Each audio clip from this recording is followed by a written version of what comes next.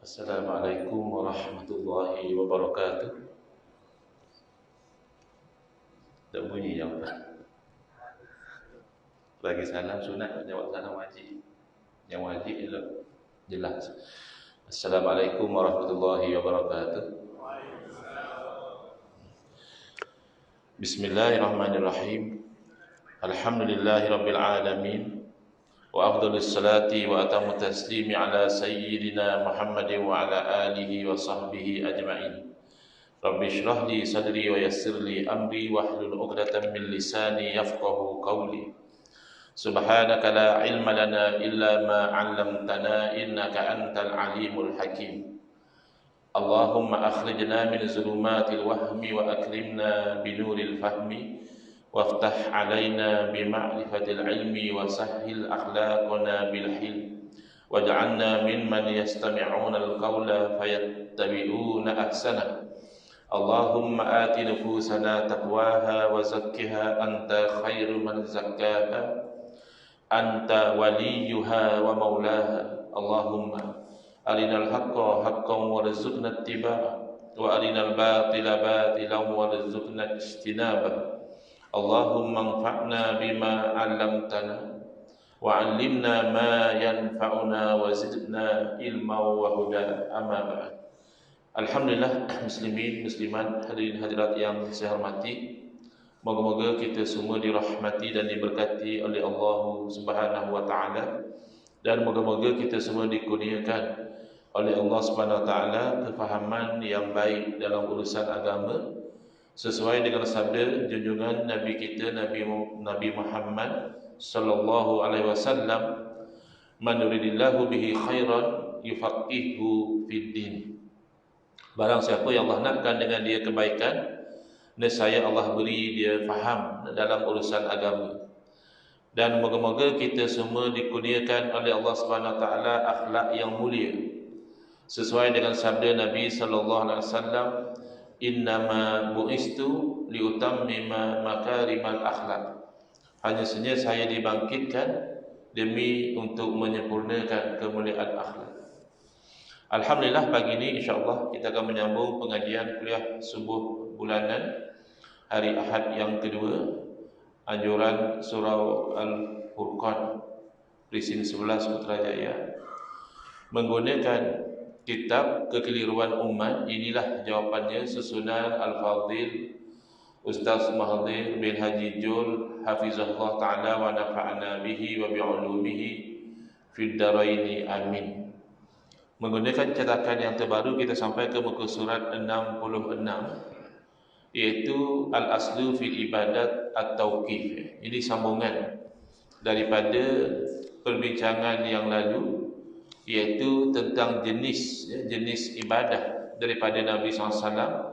Secara ringkasnya kita refresh balik, sebab ini maklumat tahun lepas, maklumat tahun 2023. Mungkin kita pun ada yang ingat, ada yang lupa. Melihat kepada sama ada sesuatu ibadah itu diikat ataupun tidak diikat dengan suatu ikatan, maka ada dua jenis ibadah. Ada ibadah yang diikat dengan ikatan-ikatan tertentu seperti waktu. Contoh yang paling mudah, solat. Solat kena dalam waktu dia. Tak boleh kita itu solat di luar daripada waktu, kecuali kalau diberikan keringanan oleh syarak seperti jamak takdim atau jamak takhir untuk orang musafir. Selain daripada itu, sengaja mengeluarkan solat dari waktu dia adalah haram. Kemudian ada yang diikat dengan tempat. Misalnya ibadah haji, mesti haji itu ke Kaabah. Ada ajaran sesat yang buat haji di Pulau Pinang, nama ajaran taslim. Itu adalah bid'ah yang sayyi'ah dhalalah. Itu adalah rekaan yang buruk dan sesat. Kenapa? Kerana haji itu dah ditetapkan tempat dia. Bukan sahaja haji itu mesti ke Kaabah, bahkan kerja-kerja haji itu ada tempat dia. Kalau wukuf di Mina misalnya, tak sah. Wukuf mesti di Arafah. Ada yang diikat dengan bilangan. Contohnya solat. Solat subuh 2 rakaat, 2 rakaat. Tak boleh kita buat 4 rakaatnya. Ada orang yang tak faham, dia memperli bila kata-kata dalam agama ni asalkan satu perbuatan itu baik, kita boleh buat. Tak semestinya telah dibuat oleh para sahabat atau telah dibuat oleh Rasulullah SAW. Kaya ukurnya perbuatan itu baik. Jadi dia perli, dia kata kalau asal baik boleh buat. Dan subuh 4 rakaat dah Ustaz. Dan siapa kata saya subuh 4 rakaat baik? Bila kita kata asal baik boleh buat, maknanya baik dari segi syarak. Bukan baik ikut fikiran kita, nafsu kita, bukan. Ikut syarak. Kalau ikut fikiran kita, mengorat isteri orang pun baik. Kan dulu satu jenayah, Seksyen 498, kanun kesesaan, direview balik Mahkamah Persekutuan, tak kena kata dia. Sebab isteri dah jadi macam harta suami. Bukan macam itu. Bukan sebab itu, bukan sebab isteri itu harta suami, maka tak boleh mengorat isteri orang. Kerana hubungan perkahwinan itu ada hak dan tanggungjawab. Jadi dia boleh membawa kepada maksiat dari segi maqasid syariah, ia merosakkan agama, membahayakan nyawa. Mungkin boleh berlaku pembunuhan. Oleh kerana suami itu marah, boleh berlaku pembunuhan, merosakkan nyawa, merosakkan nasal. Kerana kadang-kadang orang tertanya-tanya, habis itu kenapa tak ada kesalahan mengorat suami orang? Dalam Pinukut hanya ada mengorat isteri orang, menggoda isteri orang tu satu kesalahan dululah. Sekarang Mahkamah Persekutuan kata tak sah tu. Seksyen tu tak berlembagaan. Jadi kalau mengorat suami orang, dia masih terbuka kepada jalan yang halal. Tapi kalau mengorat isteri orang, dia tidak ada pilihan. Jalan ini jalan yang haram. Kecuali ialah kalau suami itu sudah ceraikan. Tapi itu dari segi maqasid syariah tak betul.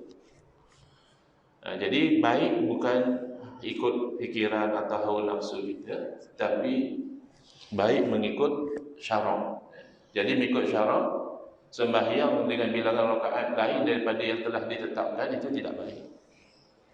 Ada yang ditetapkan dengan cara, misalnya kita solat, kita lepas qiyam, kita rokok, kita iktidal, kita sujud. Jadi kalau saya saja, orang tu dia nak ubah, lepas qiyam dia nak terus sujud, dia tak mau rokok dulu, itu haram, tidak sah. Ada yang diikat dengan keadaan, misalnya sembahyang dia mesti dalam keadaan suci dari hadas, keadaannya menghadap kiblat, keadaannya menutup aurat. Berbeza dengan ibadah jenis yang kedua. Ibadah jenis yang kedua ni dia tidak terikat. Maka mengikat sesuatu yang tidak terikat itu yang bid'ah. Itu yang mereka-reka dalam agama. Contohnya ibadah zikir. Jadi ibadah zikir ini Allah suruh kita buat, tapi adakah mesti dibuat pada waktu tertentu? Tidak. Bahkan kalau boleh setiap masa kita berzikir. Kalau tidak zikir dengan lisan pun zikir dengan hati. Memang kita tidak nafikan ada zikir-zikir tertentu yang ditetapkan masa dia, bilangan dia. Macam misalnya zikir lepas solat, lepas solat subuh, lepas solat maghrib, la ilaha illallah wahdahu la syarikalah, lahul mulku wa lahul hamdu, yuhyi wa yumiitu wa huwa ala kulli syai'in qadir, 10 kali. Jadi kita raikanlah. Sebab dah disebut dalam hadis 10 kali itu ganjarannya diberikan 10 kebaikan, dihapuskan 10 kejahatan, dinaikkan 10 darajat, dan dijadikan perisai daripada syaitan dan perkara-perkara yang tidak baik. Jadi kalau yang macam itu, kita raikan bilangan dan masa dia. Bukanlah kata sampai haram. Misalnya Allah tu hanya sebut 3 kali, taklah berdosa. Tapi kuranglah, tak dapatlah fadilat yang dijadikan itu kebimbangan dia. Sama juga Allahumma ajirni minan nar, sebut lepas sembahyang subuh 7 kali. Janjinya kalau meninggal pada siang hari itu tak masuk neraka. Demikian lepas sembahyang maghrib, Allahumma ajirni minan nar 7 kali. Kalau meninggal pada malam hari itu pun tak masuk neraka. Kan kita nak mati bila ni ada 2 pilihan saja. Sama ada kita mati siang atau mati malam. Jadi kalau mati siang tak masuk neraka, asbab 7 kali Allahumma ajirni minan nar. Mati malam pun tak masuk neraka, asbab Allahumma ajirni minan nar 7 kali. Maka membimbangkan kalau kita sebut 3 kali. Kata sebahagian guru-guru kami, pintu neraka tu ada 7. Sebut 3, Allah tutup 3, 4 tunggu lagi. Itu kan tak selesa. Tapi taklah berdosa kan. Kalau orang tu sebut Allah majid minanak 3 kali, taklah berdosa. Bahkan tak sebut langsung pun tak berdosa, kerana benda sunat. Tapi maksud saya ni zikir umum. Zikir umum ni makin banyak makin baik, ikut kemampuan. Demikian selawat. Nak selawat banyak mana, nak selawat bila, nak selawat di mana. Tiba-tiba ada orang komplain selawat salam tarawih. Tak betul lah. Kamu pula mengikat sesuatu yang tak diikat. Selawat tu asalnya bila-bila masa boleh. Dengan kamu komplain orang selawat salam tarawih, kamu seolah-olah nak mengatakan selawat boleh dibuat pada bila-bila masa kecuali selang tarawih. Tak boleh. Tak betul. Tapi kata dia sebab nanti orang ingat benda tu wajib. Lah. Bukan satu benda terbatal semata-mata orang yang tak mengaji ingat benda tu wajib. Kalau orang tu tak belajar, dia ingatkan masa wudu dia nampak orang sapu telinga. Dia ingatkan sapu telinga tu pun wajib juga. Adakah oleh itu kita batalkan sapu telinga? Nanti takut orang ingat wajib? Bukan begitu. Cara untuk menghapuskan salah faham adalah dengan diberi ilmu. Diterangkan, Ustaz bagi tahu sebenarnya solat tarawih ni yang solat tu je. Yang selawat selang-selang tarawih tu tak mesti, tak selawat pun solat tarawih jadi. Tapi insya-Allah lah dalam masyarakat kita majoriti tahu kalau tak selawat pun solat tarawih jadi. Kalau tak nak selawat, misalnya nak istighfar boleh. Tak nak istighfar, nak baca doa Allah boleh. Kerana itu namanya selang solat. Cek WhatsApp ada jaga tak? Kan ada orang sedang tarawih cek WhatsApp. Ada cek WhatsApp. Memang jelas tak ada dalil. Tapi selang tarawih. Yang kita nak pastikan tu dalam solat. Jangan kita buat sesuatu yang tak dibenarkan dalam solat. Bahkan dalam solat peraturannya kalau kita baca Quran misalnya bukan pada tempat makruh. Baca Quran tu bagus. Tapi dalam solat kita baca Quran masa rukuk, maka hukumnya makruh. Kerana bukan tempat dia. Tempat baca Quran ni pada masa qiyam. Pada masa rukuk tempatnya adalah tasbih. Mengalihkan tempat pun sudah makruh. Kerana itu ada ketetapan. Tapi ibadah yang jenis tidak ada ketetapan, menetapkan itu yang menjadi satu kesalahan. Jadi samalah Ustaz. Mereka tetapkan selawat senang tarawih. Bukan, kena beza antara menetapkan dengan membiasakan diri. Membiasakan diri tak ada masalah. Dia biasa lepas solat tarawih, antara solat tarawih dia selawat. Bahkan kalau kita ambil contoh daripada salafus soleh, tidak ada dalil khusus daripada Nabi SAW selang tarawih itu buat apa. Tapi salafus soleh yang tinggal di Makkah, kan mereka dulu salat tarawih panjang, baca surah yang panjang-panjang, Baqarah, Ali Imran. Jadi selesai salat tarawih 4 rakaat tu memang kena rehat lah. Jadi waktu rehat tu bagi orang yang rajin ibadah, mereka tak selesa nak rehat kosong saja. Apa yang mereka buat? Salafus soleh, mereka tawaf Kaabah. Tawaf sunat. Dan tawaf sunat bila-bila masa boleh, termasuk selang tarawih. Maka salafus soleh di Madinah merasa cemburu. Ini cemburu yang baik. Cemburu orang lain boleh melakukan kebaikan dan kita teringin kalau boleh kita pun nak dapat melakukan kebaikan macam itu. Adapun cemburu yang tak bagus tu, kita nak orang tu hilang nikmat dia. Dia kaya, kita nak dia bankrupt. Ya, dia bahagia suami isteri, kita nak dia bercerai. Dia baru beli kereta, kereta baru. Apa sekarang ni? Electric vehicle. Kita geram, kita kata jangan juga kalau accident. Misalnya, itu cemburu yang tak bagus. Tak, ini orang tu rajin ibadah, kita cemburu dengan makna kita pun kalau boleh nak macam itu. Cuma di Madinah Madinatul Munawwarah tak ada yang namanya tawaf. Kerana tawaf mesti keliling Kaabah. Kaabah hanya di Makkah. Jadi apa yang dibuat oleh orang-orang di Madinah selang tarawih masa break, mereka solat sunat mutlak 4 rakaat. Jadi ada 4 break selang 20 rakaat, 4 rakaat kali 4 break 16 rakaat. Campur dengan tarawih 20, campur dengan witir 30, dia 39 betul. Sebab itu kalau ditanyakan bilangan solat tarawih, khilaf ya. Kalau dari segi dalil yang jelas, tak ada dalil yang jelas sebut Nabi solat berapa rakaat. Tapi khilaf di kalangan ulama, jumhur mengatakan 20 rakaat, mengambil amalan daripada zaman Sayyidina Umar radhiyallahu anhu, jelas 20 rakaat. Kalau zaman Sayyidina Umar jelas 20 rakaat dan tak pernah ditinggalkan. Mana ijma'. Sepakat ulama 20 rakaat, sepakat sahabat Nabi 20 rakaat itu okey.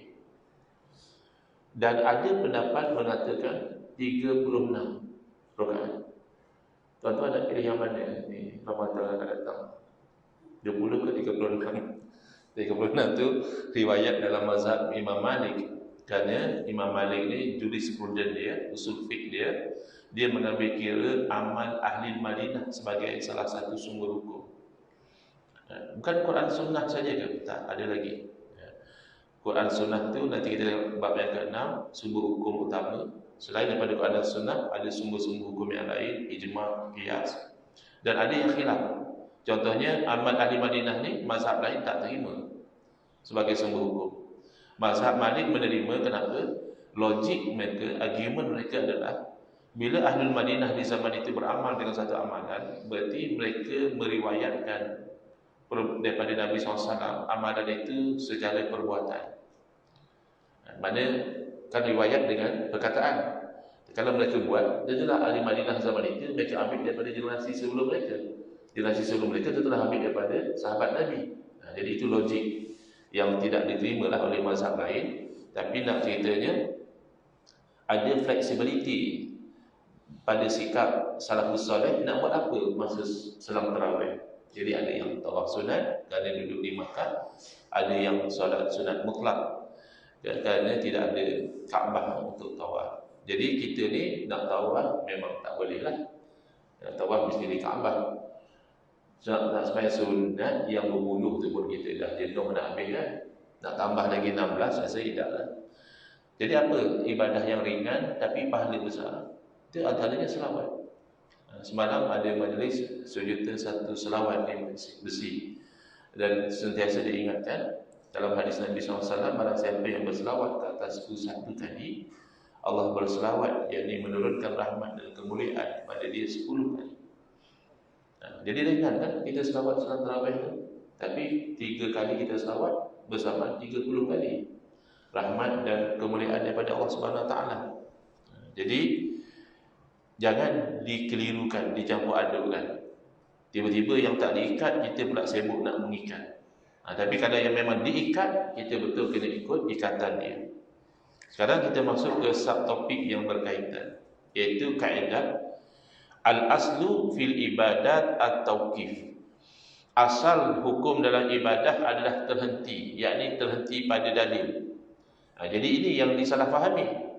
Jadi mereka ni belajar tapi mungkin tak faham dengan tepat apa yang mereka belajar. Mereka belajar kaedah bahawa asal dalam ibadah itu terhenti, yakni terhenti pada dalil. Jadi kata dia, tak ada dalil Nabi suruh selawat salat tarawih, ataupun tak ada dalil Nabi SAW berselawat salat tarawih, sebab itu saya larang. Bukan macam itu. Dalil, ada dalil yang umum dan ada dalil yang khusus. Bila dalil itu umum, dia kekal umum, kecuali kamu boleh buktikan ada dalil yang mengkhususkan, baru dia berubah jadi khusus. Jadi dalil selawat umum, antaranya innallaha wa malaikatahu yusalluna 'alan nabi ya ayyuhalladzina amanu sallu 'alaihi wa sallimu taslima. Wahai orang yang beriman, hendaklah kamu selawat dan salam ke atas Nabi SAW. Umum.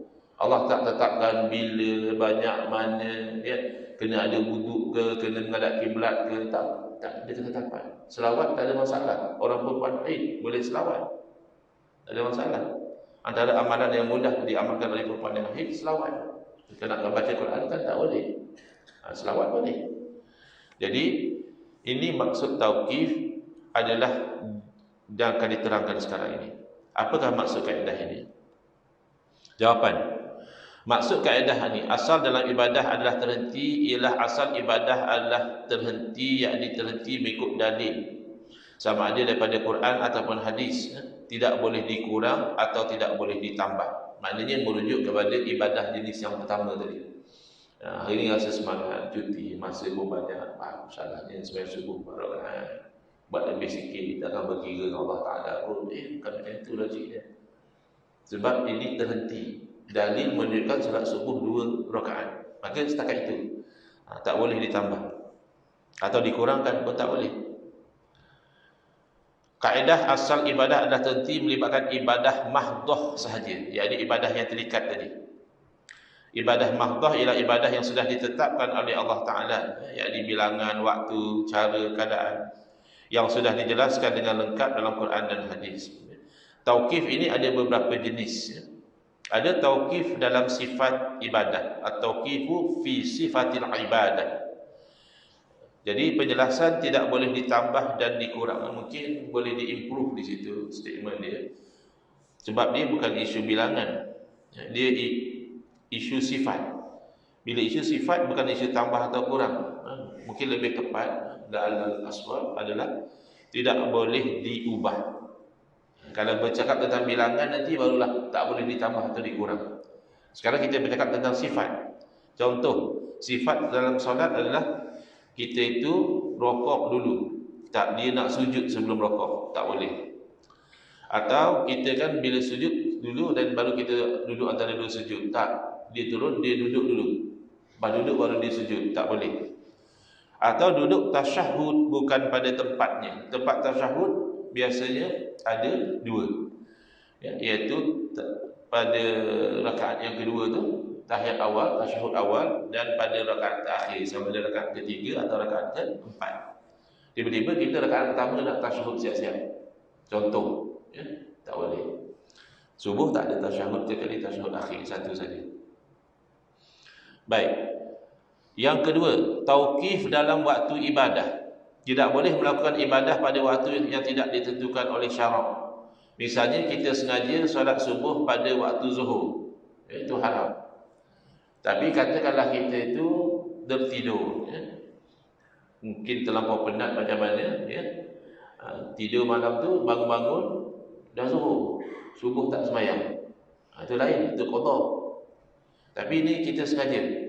Tak apalah, buat subuh nantilah. Ngantuk lagi lah, nak sambung lagi lah. Nanti subuh nantilah aku sembahyang sekali. Tak boleh. Tauqif dalam jenis ibadah, yakni tidak boleh menyembah sesuatu yang tidak disyariatkan. Menyembah matahari, menyembah bulan, menyembah berhala, bahkan menyembah Nabi tak boleh. Padahal Nabi boleh. Menyembah malaikat, ini bukan cerita haram lagi. Yang namanya menyembah selain daripada Allah haram dan syirik. Orang yang melakukan menjadi kafir, terkeluar dari Islam. Tapi hati-hati, jangan mudah menuduh orang lain menyembah selain daripada Allah. Ada golongan tertentu suka menuduh orang lain itu penyembah kubur. Jadi ada mereka buat talk, mereka kata di Yaman ada kuburiyun, kata mereka, penyembah kubur. Mana dia menuduh saudara-saudara dia di Yaman kafir, kerana hukum menyembah kubur haram dan syirik. Tetapi alhamdulillah, baru-baru ini antara 27 Disember hingga 4 Januari Allah mudahkan untuk saya musafir ziarah ke Yaman, menemani guru saya, Tuan Guru Syekh Nuruddin Al-Banjari Al-Maqih Bismillah Ta'ala. Beliau ada buat daurah hadis 50 sunnah yang ditinggalkan, mostly untuk pelajar-pelajar Malaysia dan Indonesia yang belajar di sana. Jadi kami sampai tu, elok pagi itu sembahyang subuh hari Jumaat. Rupanya di sana hari Jumaat ni mereka ziarah kubur ramai. Tak ada pun orang sembah kubur. Yang ada baca Yasin tepi kubur, berdoa, baca zikir dan sebagainya. Macam kat negara kita juga lah. Kita ziarah kubur, baca Yasin, zikir. Tak ada. Jadi ini tuduhan yang berbahaya. Itu hari yang saya pergi, itu hari yang ramai orang pergi. Dan next day kita pergi dalam grup yang kecil, tak ada orang sembah kubur. Menyembah kubur ni adalah menjadikan kubur itu Tuhan. Itu namanya menyembah. Ada pun berdoa tepi kubur, bukan menyembah kubur. Jadi ini yang gagal difahami oleh segelintir sehingga dia mudah memandang serong kepada saudara-saudara agama dan menuduh dengan tuduhan yang berat sebenarnya. Dan kalau kita fikir secara logik, siapa orang Islam yang nak sembah kubur? Kita orang Islam, orang tu hidup boleh tak sembah. Padahal masa dia hidup dia hebat, dia boleh buat macam-macam. Ya, kalau dia ada pangkat, dia boleh bagi kita projek, mungkin dia boleh bagi recommendation. Kalau dia ada kuasa, mungkin dia boleh bantu kita. So kita suka berkawan dengan dia. Tapi tak adalah nak sembah dia. Itu masa dia hidup. Kok dia mati dah diam, dah diusung, ikut orang lah nak letak di mana kan. Walaupun hebat, Datuk Seri ke, Tan Sri Tun ke, kalau dah meninggal, ikut orang lah nak usung kat mana. Kan? Takkanlah masa tu baru kita nak sembah dia. Masa dia hidup kita tak sembah.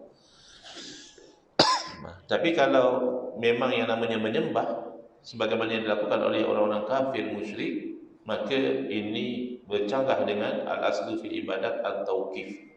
Kerana yang dibenarkan kita menyembah hanya kepada Allah Ta'ala. Ini risiko juga minum dalam live ni, sebab live ni dia mirror image. Dia kadang-kadang kena sound. Ustaz, amalkan sunnah, minum tangan kanan kata dia. Kita dah minum tangan kanan, tapi dalam video dia akan nampak macam tangan kiri. Tak apalah, niat dia baiklah tu. Baik, at-tauqif dalam tempat ibadah, contohnya pergi wukuf di Muzdalifah. Berfikir di luar kotak kata dia. Sebab di hari wukuf tu orang dah sesat di Arafah. So why not we think outside the box kata. Yang penting niat kita ikhlas kerana Allah Ta'ala. Wukuf di Muzdalifah pun okey. Kita bukan berfikir di luar kotak, kita berfikir di luar otak. Sebab tak sah lah. Wukuf mesti di Arafah. Al-Hajju Arafah kata Nabi SAW. Atau wukuf di Mina misalnya. Ataupun orang lain mabit di Mina, dia tengok Arafah lengang lah. Dia pergi mabit di Arafah. Ini semua contoh-contoh tapi mungkin orang tak buat. Tapi sebagai contoh, bagaimana yang dikatakan al-aslu fi ibadat at-tauqif. Bukannya nak melarang orang berselawat. Orang ni tak ada selawat, tak ada dalil, ataupun nak larang orang menyebut la ilaha illallah dan sebagainya. Bukan itu maksud. Adapun ibadah ghairu mahdah, yakni ibadah yang tidak diikat, yang tidak ada syarat atau cara yang tetap, itu boleh dilakukan pada bila-bila masa dengan apa bilangan. Buat seorang-seorang boleh, selawat seorang-seorang, selawat ramai-ramai boleh. Jadi ia termasuk dalam kaedah lil wasaili hukmul maqasid.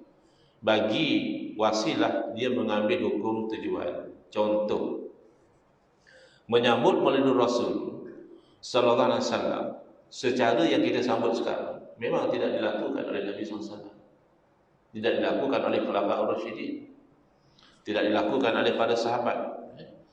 Generasi awal tidak melakukan sambutan Maulid sebegini. Catatan di kalangan ahli sunnah wal jamaah, awal-awal yang menjalankan sambutan Maulid, buat sembelihan, jamu makan, panggil orang berkumpul, itu adalah Sultan Muzaffar, Raja Negeri Irbil. Jadi baru. Adakah kerana barunya itu maka kita larang, kita kata al-aslu fil ibadat at-tauqif? Tak ada dalil suruh sambut Maulid? Tidak. Kerana sambut Maulid ini hanya wasilah. Maka wasilah itu kena dinilai. Asalnya apa tujuan? Tujuan sambut Maulid adalah untuk mengingati Nabi SAW. Kenapa nak ingat Nabi SAW? Kerana nak cinta kepada Nabi SAW. Baik, cinta kepada Nabi SAW dituntut atau tidak? Dituntut dalam agama. Bahkan Nabi SAW mengaitkan dengan kesempurnaan iman. La yu'minu ahadukum hatta akuna ahabba ilaihi min walidihi wa waladihi wan nasi ajma'in. Atau kama qala sallallahu alaihi wasallam. Tak beriman seorang daripada kamu, yakni tak sempurna keimanan dia. Sehingga aku, yakni Nabi SAW, menjadi orang yang paling dia kasih, lebih daripada ayah dia sendiri, lebih daripada anak dia sendiri, bahkan lebih daripada manusia semuanya. Jadi kasih pada Nabi SAW itu tuntutan agama. Macam mana nak kasih kalau ingat Nabi pun tidak? Jadi sambutan Maulid ini lebih kepada satu jalan supaya orang Islam itu ingat pada Nabi SAW. Maka tujuan itu selari dengan syarak. Maka wasilahnya mengambil hukum tujuan. Kalau kasih pada Nabi SAW itu wajib, maka paling tidak jalan yang menyampaikan kepada kasih menjadi sunnah. Tapi kalau itulah satu-satunya jalan, naik jadi wajib. Ma la yatimul wajibu illa bihi fahuwa wajib. Apa satu benda yang tak sempurna kewajipan kecuali dengannya, maka ia turut menjadi wajib.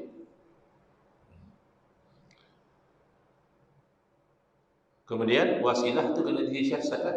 Bukanlah kita kata the end justifies the mean, in that sense bukan.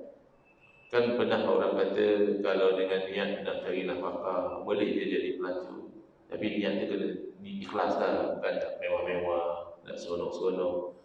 Niat tu hanya kan nak cari nafkah saja. Bukan. Tak boleh macam itu. Sebab walaupun niat tu dah bagus nak cari nafkah, jalan tu kan dilarang oleh syarak.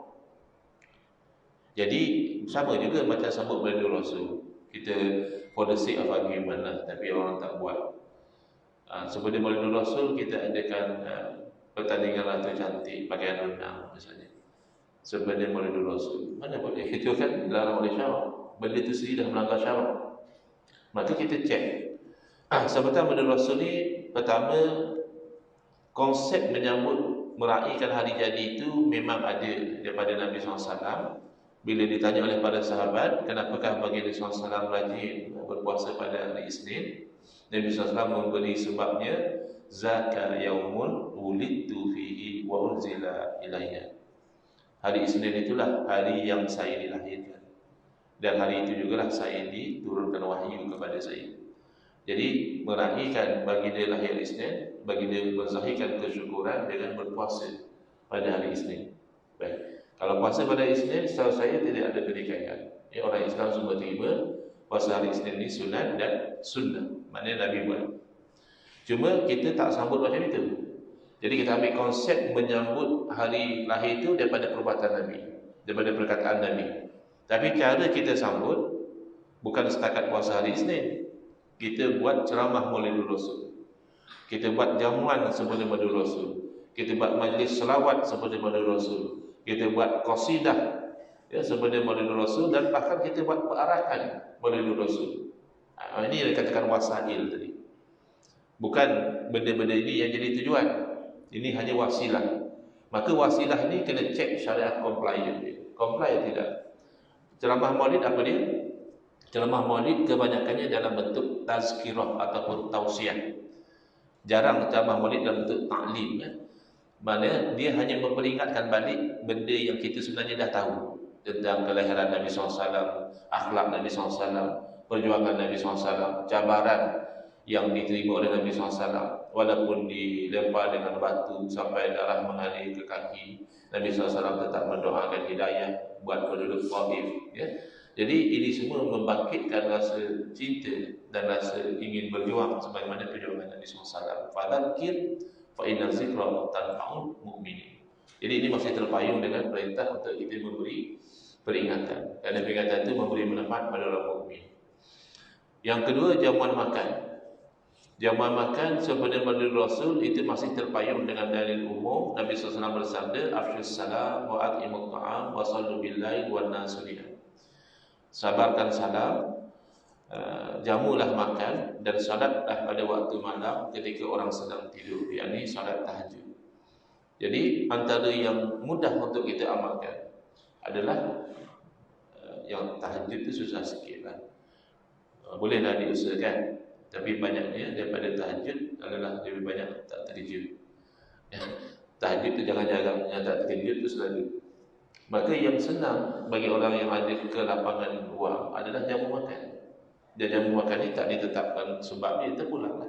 Jamu makan kerana naik pangkat, jamu makan kerana masuk rumah baru, saja nak jamu makan, boleh.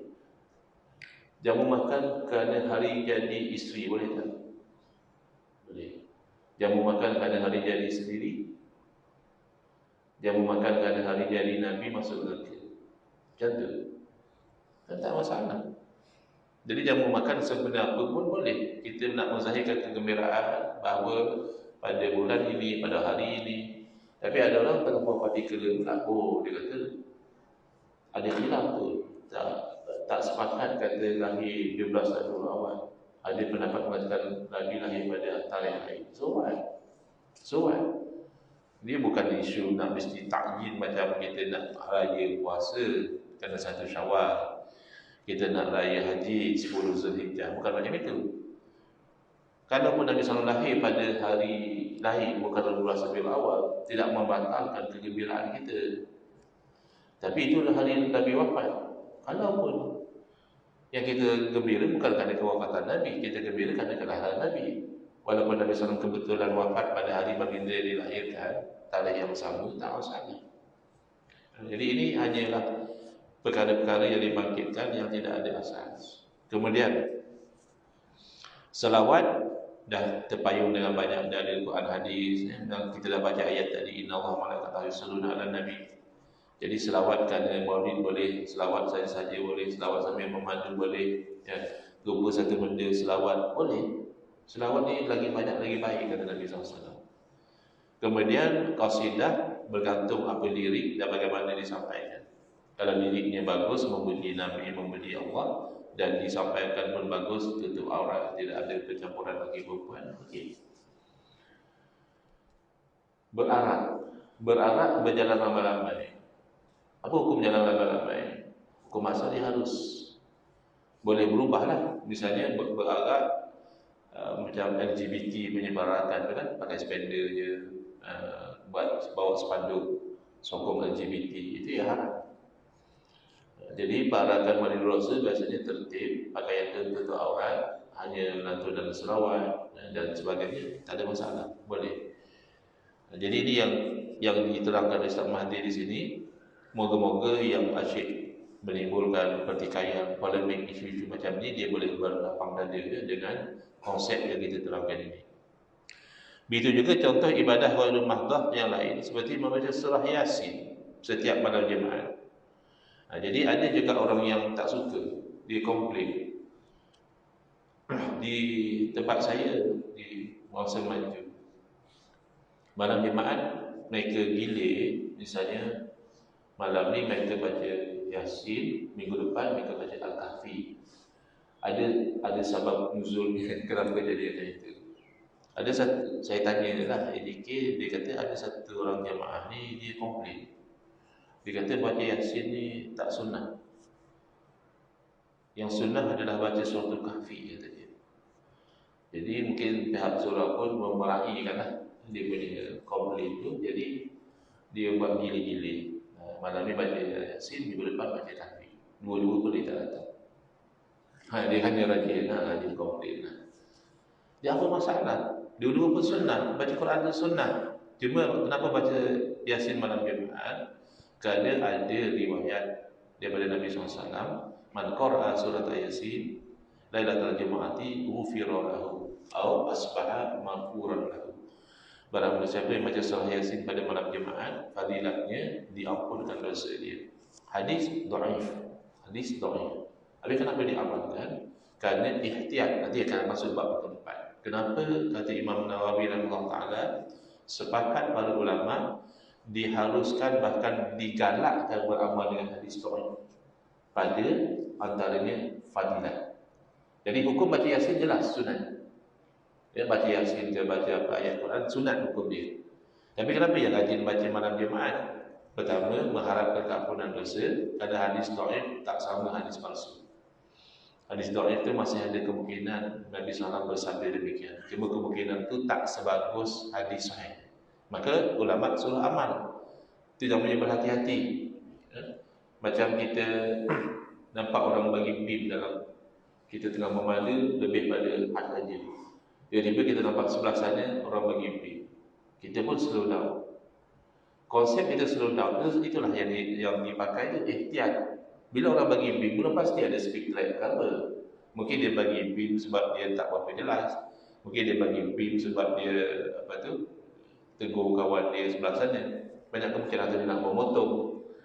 Tapi kenapa kita slow down anyway? Sebab kita berhati-hati. Kalau ada speed light, kita tak akan sama. Kalau tak ada speed light pun tak apa, kita just berhati-hati. Jadi itu next topik tentang hadis dhaif. Cuma nak ceritanya, baca Yasin pertama kerana sebab itu, yang kedua kerana ahabbul a'mali ila Allahi adwamuha wa in qalla. Ataupun ahabbul a'mali ila Allah adwamuhu wa in qalla. sekasih-kasih amalan kepada Allah yang paling berkekalan walaupun sikit. Sikit lah tu seminggu sekali. Kalau orang jadi ahli ibadah, baca Yasin tiap-tiap malam. Apa hal baca Yasin berjemaah saja. Malam Khamis baca, malam Rabu baca, malam Isnin baca. Kita tengok di sana, boleh tahan juga. Tiap-tiap kubur di sana baca Yasin. Bayangkan kalau 10 kubur, 10 kali baca Yasin begitu. Kita baca Yasin malam jemaah pun mati syahid sekali jalan. Terlepas surah Yasin untuk. Jadi kita sikit sebenarnya baca Yasin berjemaah sikit. Dah baca Yasin saja. Dah kata sunnah baca kafi, baca kafi sekali, apa masalah? Apa baca Yasin tak ada baca kafi? Banyak je tempat-tempat pondok-pondok baca kafi dan baca Yasin. Amalkan dulu. Tapi ini adalah baca Quran ni secara umumnya pada bila-bila masa boleh. Dia nak membiasakan diri dia baca Yasin pada jemaah, jangan halang. Kalau dia keliru, dia kata baca Yasin ni hanya boleh pada jemaah, malam lain tak boleh baca Yasin. Itu namanya dia berkhususkan. Kita kena tegur lah. Tak ada lagi, tak mesti baca Yasin malam jemaah, malam lain pun boleh baca. Atau dia kata kalau nak baca Quran malam jemaah hanya boleh baca surah Yasin je. Surah lain tak boleh baca malam jemaah. Betul ke lah, salah faham dia? Tak betul. Jadi sebenarnya malam jemaah surah apa pun boleh baca, tak mesti surah Yasin. Begitu. Tapi insya-Allah lah kebanyakan masyarakat yang kita kenal tak adalah yang sampai ke peringkat menyangkakan malam jemaah itu hanya mesti baca Yasin atau baca Yasin mesti malam jemaah. Tidak ada. Kalau ada kita betulkan salah faham dia, selesai. Ada sebarang soalan? SOP daripada surau kuliah subuh hendaklah berhenti pada waktu syuruk. Lebih dah ni. Lebih lah. Boleh dah berhenti kan. Jadi kalau tak ada soalan, insyaAllah next kita sambung bab keempat di muka surat 69, nak meleraikan kekeliruan tentang masalah hadis dhaif. Bismillahirrahmanirrahim. Alhamdulillahirabbil alamin. Wassalatu wassalamu ala asyrafil anbiya'i wal mursalin wa ala alihi wa sahbihi ajma'in. Allahumma syrah sudurana wa ahsin akhlaqana wa azim ujurana wa nawwir qulubana bi nuri hidayatika kama natarada bi nuri syamsika abadan abadan. Allahumma anqulna min dhulil ma'siyati ila izzi ta'ati ya arhamar rahimin. Wa sallallahu ala sayyidina Muhammadin wa ala alihi wa sallam. Alhamdulillah rabbil alamin. Amin ya rabbal alamin wal afu minkum.